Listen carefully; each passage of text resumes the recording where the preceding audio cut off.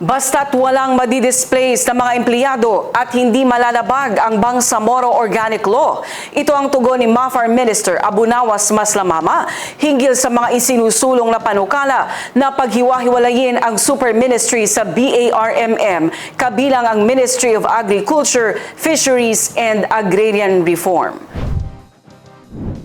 May implement. Ibig sabihin, ang the best na kwan dyan, madagdagan yung programa. Unang-una, we are bound by the law. Nandoon sa BOL yung kwan. It provides the creation of 15 ministries. Doon na yung mga Mindri, Energy, Education, Agriculture. Basta 15 sila lahat. Ibig sabihin, hindi natin pwedeng i-violate doon. Hindi naman sa India ko favor, no?